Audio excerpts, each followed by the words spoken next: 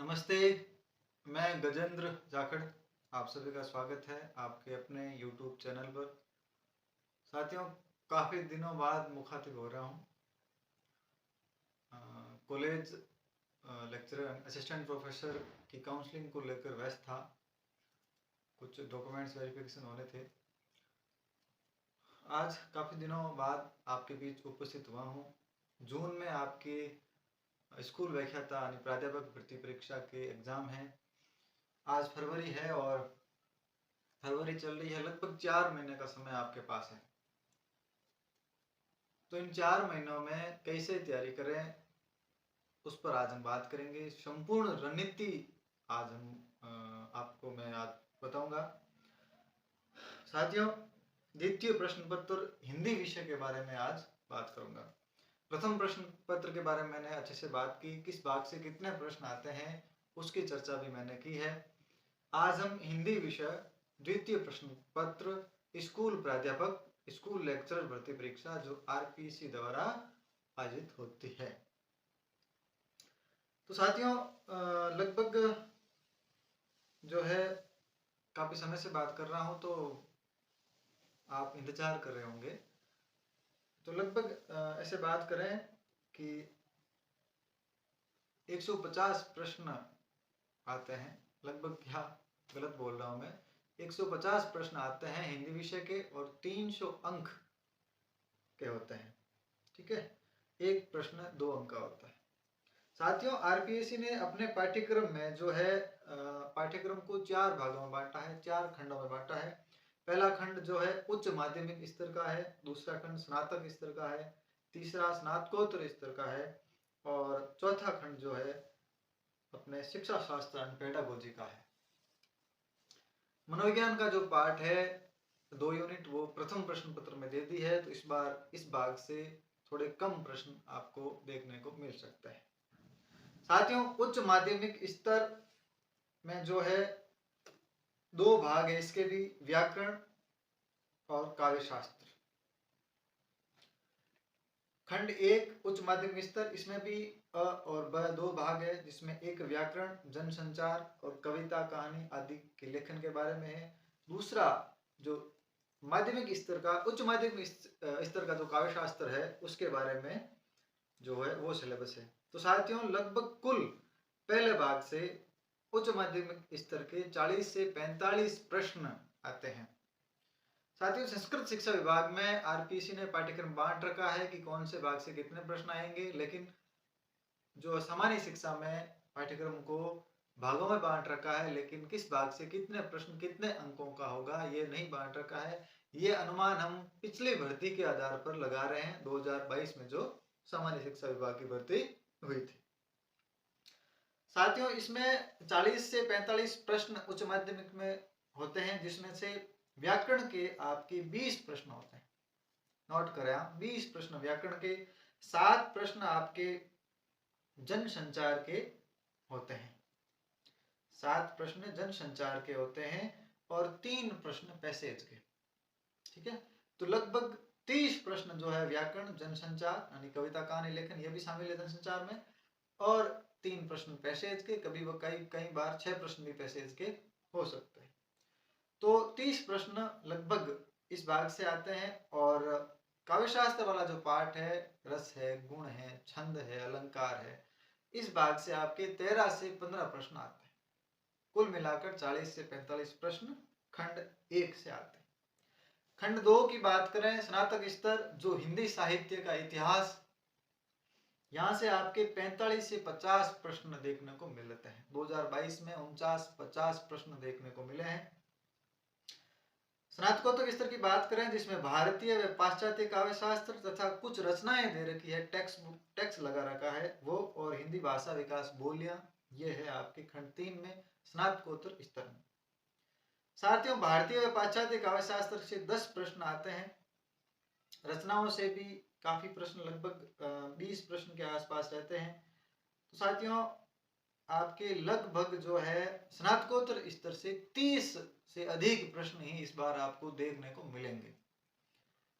जैसे भारतीय काव्य शास्त्र में काव्य हेतु, काव्य लक्षण, काव्य प्रयोजन, यहाँ से एक एक प्रश्न देखने को मिल सकता है और मिला भी है। फिर रस निष्पत्ति, साधारणीकरण, ध्वनि, वक्रोक्ति सिद्धांत, यहाँ से भी एक एक प्रश्न देखने को मिलता है।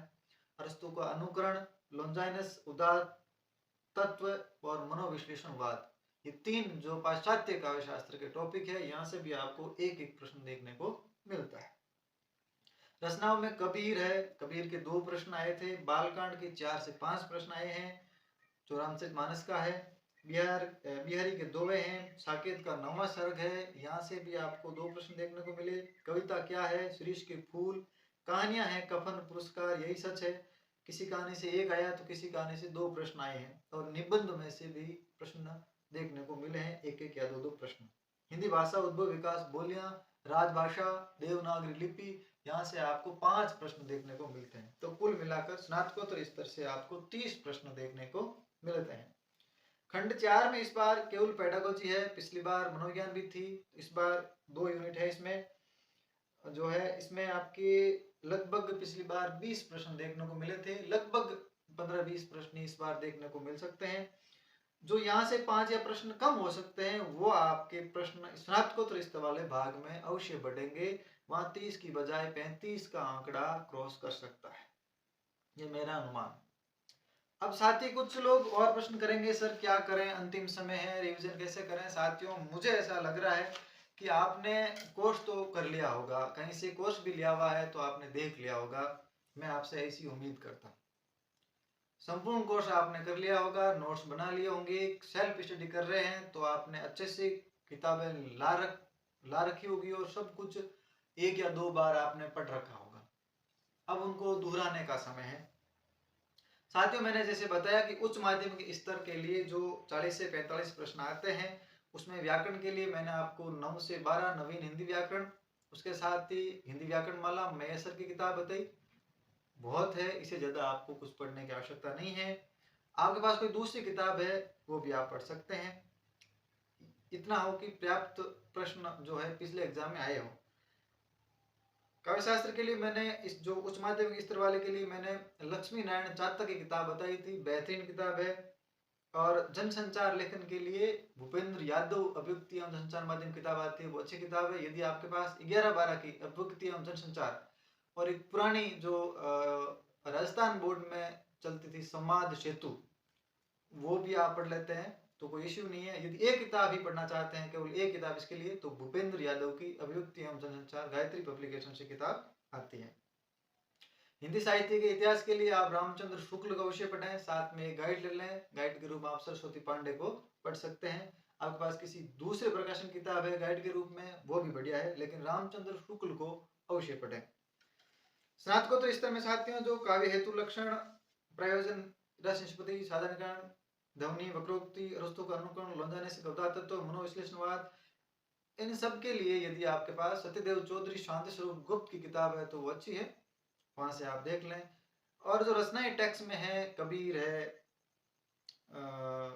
बालकांड है, बिहारी है, साकेत है और कहानियां हैं, ये आप मूल रूप से पढ़ें, चाहे किसी भी प्रकाशन का हो, लेकिन मूल रूप से अवश्य पढ़ें, इन्हें पूरी कहानी पढ़ें, पूरे दोहे पढ़ें।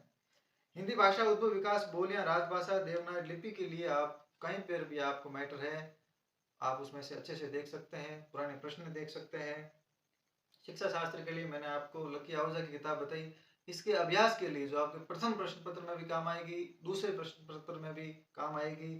आप जो दिशा 2020 किताब वो ला सकते हैं, या अभी आप नहीं लाए अभ्यास के लिए तो हाल ही में अभी इन्हीं दिनों धीर सिंह जी ने अभ्यास के लिए किताब निकाली है, शिक्षा मनोविज्ञान वस्तुनिष्ठ प्रश्न अभ्यास के लिए। जितने भी पुराने प्रश्न जो पुराने प्रश्न पत्र हुए हैं, उनके प्रश्न सारे धीर सिंह जी ने हल किए हैं, तो वो किताब आप ले आए, अच्छी किताब है। दूसरी किताब भी आप कोई भी प्रश्न, पुराने प्रश्नों की किताब आप ला सकते हैं। अब बात आती है किस भाग से कितने प्रश्नों की मैंने बात कर ली है। अब बात करें कि क्या छोड़ें। साथियों, छोड़ना कुछ भी नहीं है। पद कम है, मेरिट लगभग वही रहनी है, 5, 7, 10 अंक ऊपर नीचे रह सकती है, लेकिन छोड़ना कुछ भी नहीं है। यदि एक बड़ा पोर्शन है बालकांड, तो बालकांड से पिछली भर्ती परीक्षा में जो है 4 प्रश्न आए थे, हो सकता है इस बार भी इतने प्रश्न आ जाए। तो सरसरी नजर पर बालकांड, यदि आपने बालकांड पूरा पढ़ लिया है तो ठीक है, नहीं पढ़ा है तो आप तेजी से जल्दी से तेज गति से एक बार जल्दी से पूरा कर लीजिए। फिर आप उसका सारांश एक दो बार अच्छे से देख लीजिए कहीं से, क्योंकि बालकांड बहुत बड़ा प्रश्न है। बाकी रचनाएं जो पार्ट है वो आप एक तरफ रख दो और बालकांड को एक तरफ रख दो। इतना बड़ा जो है बालकांड काफी बड़ा प्रश्न है। आपके पास किताब होगी, गीता प्रेस गोरखपुर की किताब आती है बालकांड की, तो साथियों इसके लिए आप कुछ सार रूप में पढ़ सकते हैं। जैसे डॉक्टर विवेक शंकर जी किताब निकालते हैं फर्स्ट ग्रेड के लिए, जो भी ये रचनाएं दे रखी है इन सब की, कबीर, कविता क्या है, तुलसी, बिहारी, साकेत, कफन पुरस्कार, यही सब है, ये सब इनके लिए। तो उनमें उन्होंने एक 25-30 पेज में बालकांड को सिमटा रखा है, तो वहां से आप देख सकते हैं, लगभग प्रश्न आपको वहां से मिल जाएंगे। तो छोड़ना तो कुछ नहीं है, एक बालकांड में आप इसको थोड़ा शॉर्ट कर सकते हैं, बिल्कुल इसको भी नहीं छोड़ना है। बाकी आप इसमें छोड़ने लायक कुछ भी नहीं है, सारा का सारा पढ़ना है। एक एक प्रश्न, एक एक टॉपिक आपके लिए महत्वपूर्ण है, आप आपके चयन में भागीदारी निभाएगा। कुछ साथी पूछ रहे हैं कि अभ्यास कहाँ से करें। साथियों, पुराने प्रश्न पत्रों के अलावा कहीं से भी अभ्यास करने की जरूरत नहीं है। आपने कोई टेस्ट सीरीज ले रखी है, वहां से आप अभ्यास करते रहें। बाकी आपको किसी भी किताब बाजार से लाकर उसमें से अभ्यास करने की आवश्यकता नहीं है, केवल पुराने प्रश्न पत्रों का अभ्यास करें। हाँ, पुराने प्रश्नों की किताब कोई बाजार में है तो आप उसका अभ्यास कर सकते हैं। हिंदी साहित्य के इतिहास के लिए मैंने आपको जो है KR मैया सर की किताब बताई थी, जो जिसमें पुराने प्रश्न दिए हुए थे। केवल अभ्यास के लिए आती है किताब, ज़्यादा बड़ी नहीं है, उसमें केवल प्रश्न दे रखे हैं। और व्याकरण के लिए दिशा 2020 मैंने आपको बताई थी, तो इन चीज़ों का आप ध्यान रखें। बाकी आप पुराने प्रश्न भी देखते रहें।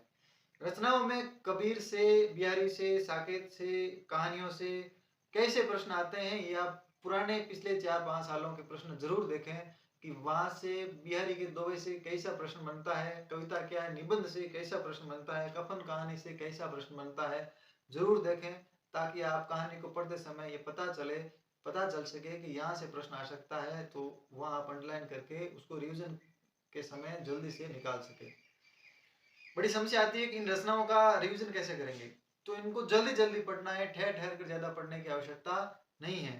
और आप पुराने प्रश्न देखेंगे तो आपको पता चलेगा कि यहाँ से प्रश्न बन सकता है, तो उस भाग को आप अंडरलाइन कर लें। एग्जाम के 10 दिनों में आप उस जो अंडरलाइन किया हुआ जो भाग है उसको वापस पढ़ लें, आपका रिविजन हो जाएगा आसानी से।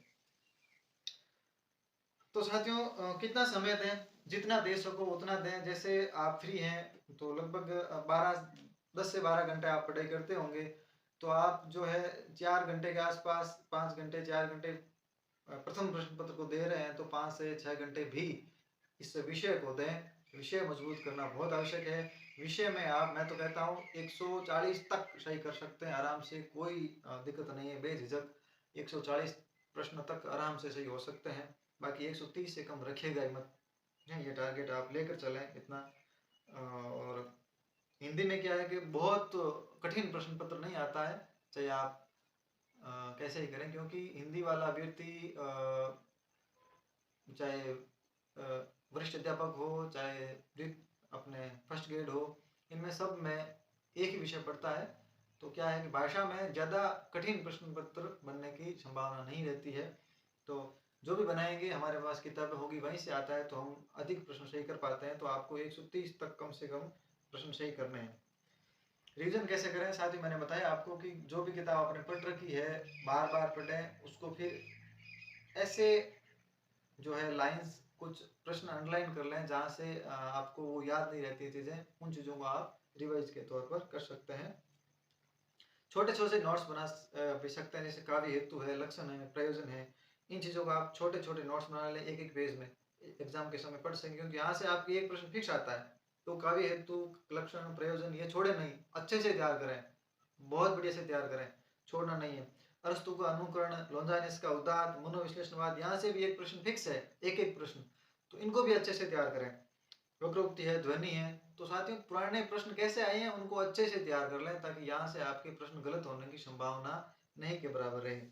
बाकी साहित्य इतिहास का बहुत बड़ा रोल है, अच्छे से पढ़ना है। रामचंद्र शुक्ल और एक अन्य किसी भी पुस्तक को, सरस्वती पांडे वाली नहीं है तो दूसरी किताब से तैयार कर लें, वो है तो उसी से पढ़ें। बाकी जितना आप समय दे सको उतना बढ़िया है।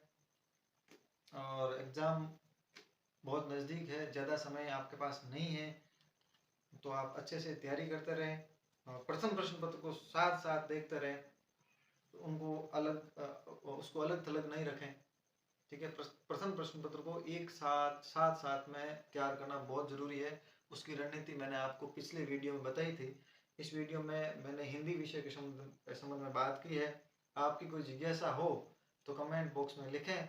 यदि मुझे लगेगा कि मैंने जो पिछले 5-7 वीडियो बनाए हैं उसमें मैंने उस प्रश्न का उत्तर नहीं दिया है तो मैं उत्तर देने का प्रयास करूंगा। ठीक है, कुछ साथी कहते हैं कि सर मैं फर्स्ट ग्रेड और सेकंड ग्रेड दोनों की तैयारी कर रहा हूँ। तो साथियों, फिलहाल आप यदि फर्स्ट ग्रेड की तैयारी कर रहे हैं तो आप फर्स्ट ग्रेड की तरफ ही रहें, इधर उधर नहीं भटकें। फर्स्ट ग्रेड का एग्जाम होने के बाद क्या करना है उसकी बाद में बात करेंगे। फिलहाल इधर उधर नहीं भटकें, केवल और केवल फर्स्ट ग्रेड की ही तैयारी करें। दूसरे इधर उधर आपको भटकने की आवश्यकता नहीं है। तो बहुत बहुत शुभकामनाएं, तैयारी करते रहिए। जैसे जैसे हमें मिलता रहेगा आपके बीच कभी कभी सप्ताह 10 दिन महीने में एक बार वीडियो बनाऊंगा और आपको जो मेरे से हो सकेगा उतना करने का प्रयास करूंगा। मेरे टेलीग्राम चैनल में मैं कभी कभी प्रश्न डालता हूं, वो भी आप देखते रहें। हमेशा नहीं डाल पाता हूं, मेरी खुद की व्यस्तताएं हैं। स्कूल में बिजी रहता हूं और नई जो भर्ती है असिस्टेंट प्रोफेसर की उसमें भी कुछ डॉक्यूमेंट आदि का काउंसलिंग का काम रहता है तो वहाँ भी जाना पड़ता है। बाकी कोशिश करूँगा कि लगभग डाल पाऊँ। तो वहाँ भी आप प्रश्न देखते रहें, जब भी आए प्रश्नों को सॉल्व करते रहें। नई भर्तियाँ आने वाली है। EMRS एकलव्य मॉडल स्कूल में 38,000 वैकेंसीज आने वाली है, तो वहाँ भी आप फोकस करें। फिलहाल आपको क्या करना है, फर्स्ट ग्रेड की तैयारी करनी है। वो वैकेंसी आने के बाद उसके बारे में बात करेंगे कि कहाँ क्या करना है, कैसे करना है। बहुत बहुत धन्यवाद, शुक्रिया।